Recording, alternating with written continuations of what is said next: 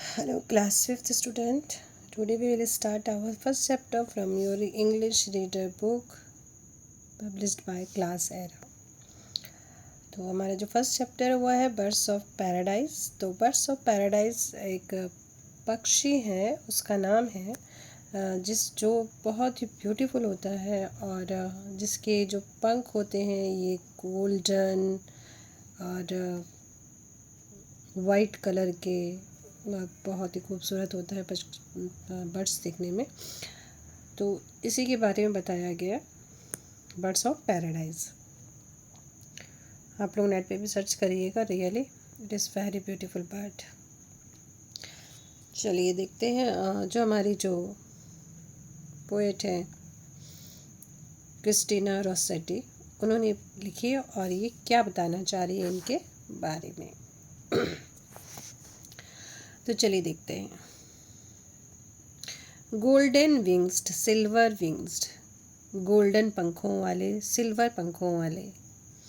Winged with flashing flame, flashing flame मतलब आग की लपटों जैसे, क्योंकि इनके जो पंख होते हैं ना ये गोल्डन होते हैं, सुनहरे होते हैं, और ये जब उड़ते हैं ना तो ऐसे लगता है कि आग की लपटें उठ रही हैं, तब बहुत ही ब्यूटीफुल लगते हैं। सच ए फ्लाइट ऑफ बर्ड्स आई सा, मैंने ऐसे उड़ते हुए पक्षियों को देखा है, ऐसे फ्लाइट करते हुए, ऐसे उड़ते हुए पक्षियों को मैंने देखा है। बर्ड्स विदाउट अ नेम, इन बर्ड्स के कोई नाम नहीं होते। Singing song in their own tongue, और ये अपनी ही आवाज़ में, अपनी ही जुबान में गाना गाते हैं। सॉन्ग ऑफ सॉन्ग्स दे कम, गाने और गाने, गाने मतलब वो अपनी आवाज़ निकालते हैं बुलाने के लिए, खुशी में नाचते हैं, गाते हैं, इस तरह से ये पक्षी करते हैं।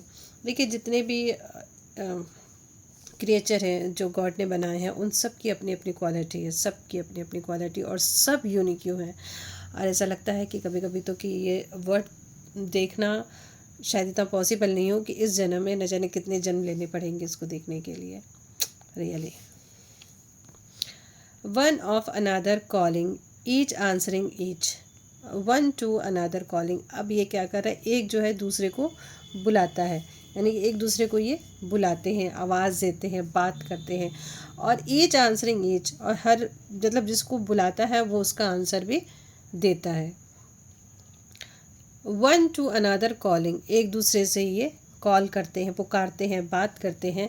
इन देयर प्रॉपर स्पीच, इनकी अपनी ही स्पीच में, इनकी जो प्रॉपर, इनके जो जिस तरह के वर्ड्स, जिस तरह के जो साउंड हैं, ये आपस में जो समझते हैं उसी तरीके से ये एक दूसरे को बुलाते हैं और कन्वर्सेशन करते हैं।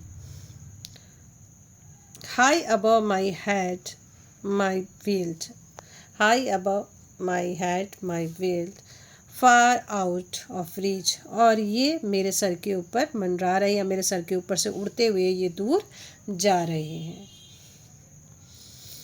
On wings of flame they went and come, या विंग्स ऑफ फ्लेम कैसे, सुनहरे जो पैराडाइज पक्षी हैं, जो बर्ड्स ऑफ पैराडाइज है, उनकी जो स्पीसीज़ हैं वो डिफरेंट टाइप की हैं। तो किसी के गोल्डन पंख हैं, किसी के सिल्वर विंग्स हैं, कोई ब्लैक कलर में हैं। तो अब ये जो पक्षी है इसके बारे में कह रही है, on wings of flame they went and come, ये जो विंग्स ऑफ फ्लेम वाले हैं, जो सुनहरे पक्षी हैं, ये आते हैं और जाते हैं। With A कैंडेंस sound, sorry कैंडेंस clang, कैंडेंस clang का मतलब होता है कि एक साथ गाना या एक साथ आवाज़ करना या तालबद्ध होना, इसको हम लोग कहते हैं। दे सिल्वर विंग्स ट्विंकल, और जो सिल्वर विंग वाले हैं, ठीक है, उनके जब वो उड़ते हैं तो उनके जो विंग्स हैं वो आपस में टकराते हैं और एक रिदम सी आवाज़ पैदा करते हैं।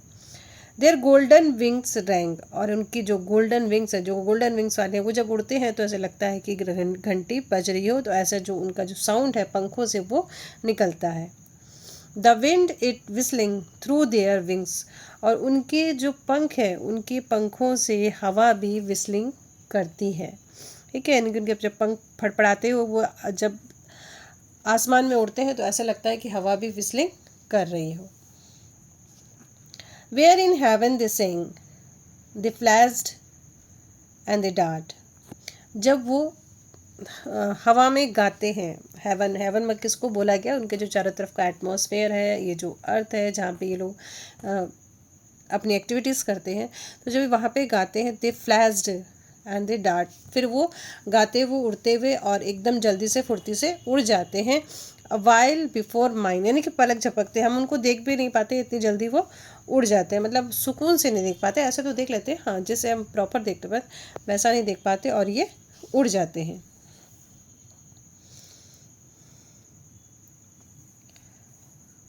माउंटिंग माउंटिंग माउंटिंग स्टील, पहाड़ों पर उड़ते उड़ते उड़ते उड़ते और पहाड़ों पे, in has to scale the sky, और ऐसे लगता है कि वो बहुत जल्दी में है आकाश को नापने के लिए, यानी कि बहुत ऊंचे वो उड़ जाते हैं। Birds without A nest on earth, bird of paradise, और ये जो पक्षी हैं पैराडाइज पक्षी हैं, ये धरती पे ऐसे पक्षी हैं जिनका कोई अपना घोंसला नहीं है, जिनका कोई अपना नेस्ट नहीं है। ये पक्षी ऐसे हैं, ये एक जगह नहीं रुकते हैं, ये उड़ते ही उड़ते चले जाते हैं। ठीक है, और चलिए देखते हैं अब क्वेश्चन आंसर।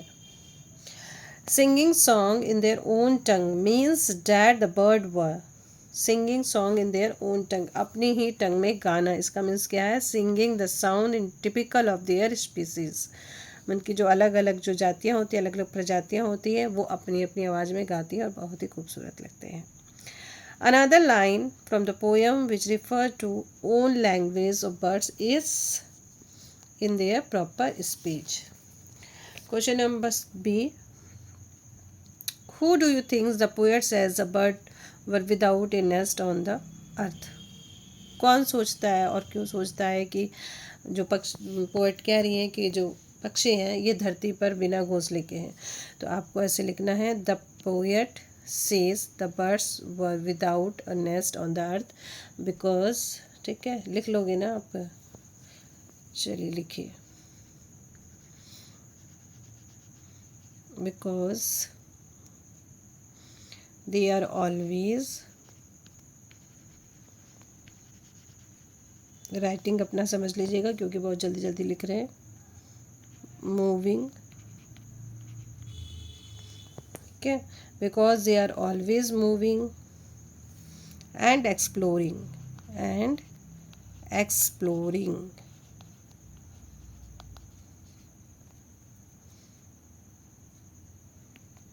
कॉमा लगाइए, never sitting in one place, in one place, PLACE, ठीक है। कैसे लिखोगे? The poet says the bird were without a nest on the earth because they are always moving and exploring, never sitting in one place. Okay, चलिए अब आ जाते हैं हमारा 3 pair rhymes word from the poem. तो आप क्या लिखोगे? स्काई, फ्लाई, ओके, सिंग, विंग, लिख लोगे ना? Each, speech.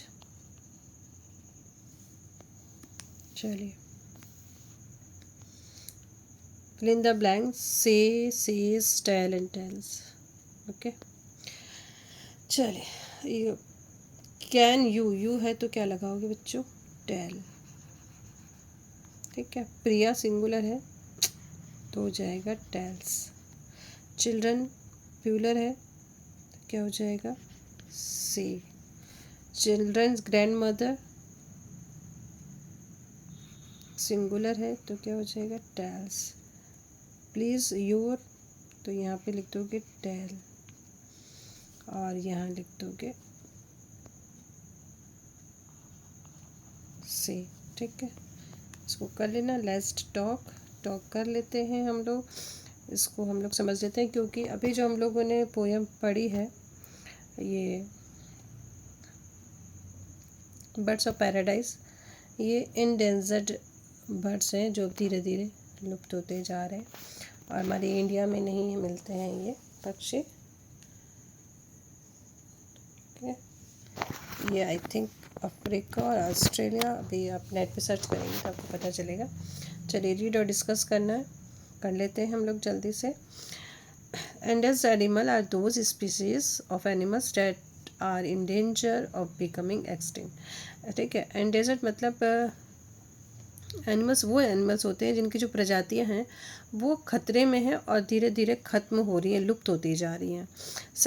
Some animals like the dodo have already become extinct. जो डोडो है एक एनिमल था, वो ऑलरेडी अब एक्सटिंक्ट हो चुका है, लुप्त हो चुका है, नहीं है। Many animals like the Bengal tiger, the Asian elephant and the great Indian bustard are endangered. और इस तरह के जो एनिमल हैं ये भी खतरे में हैं। Some like the bald eagle have been saved just in time from becoming extinct.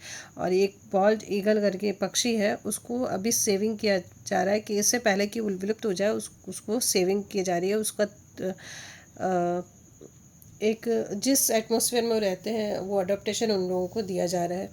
So let us please, तो चलिए हम लोग प्रतिज्ञा करते हैं to make the earth habitable for all the varied creature who live on it, कि हमारी पृथ्वी पर हमें क्या बनाए, एक हैबिटेट बनाए, उनके रहने की जगह बनाए। इस तरह के जो क्रिएचर हैं वो जिस अडोप्टेशन में रहते हैं वैसा हमें क्रिएट करें ताकि लोग रह सकें और अपना जीवन बचा सकें। The bird of paradise in the such enchanting creature whom we have protect for future generation। और ये बर्ड ऑफ पैराडाइज भी ऐसे पक्षी हैं, ऐसे क्रिएचर हैं जिनको हमें भविष्य में बचाने की ज़रूरत है, क्योंकि ये जनरेशन भी ख़त्म होती जा रही है। तो फिर आई थिंक आप लोग भी इसके बारे में और सर्च करोगे। फिर मिलेंगे हम लोग नेक्स्ट चैप्टर के साथ। तब तक के लिए bye bye, take care and happy Holi to all of you.